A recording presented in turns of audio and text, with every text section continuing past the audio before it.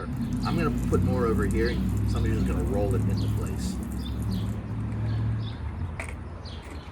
Since it's invisible, I don't worry so much about it bleeding over. We're going to the edge of the curb.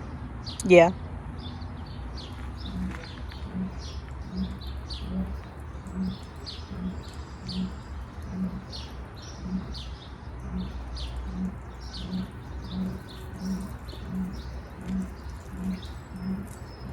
All right, so we have an edge there.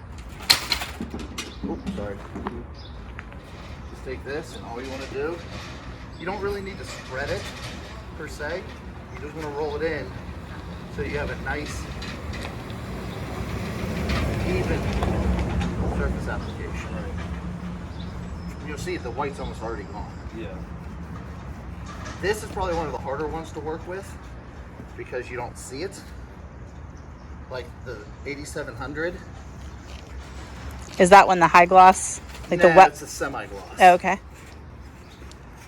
Like a satin finish.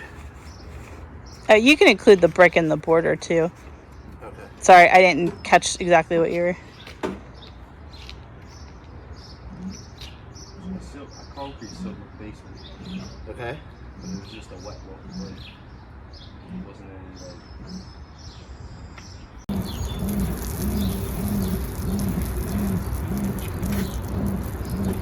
And I'll just do, like, when it's sunny out, just do small sections.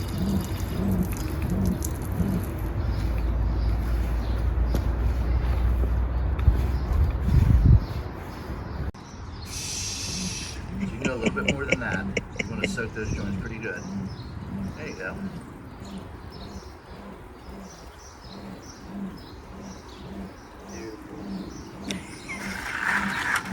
Caleb, Caleb, Caleb, Caleb. There you go. It's great.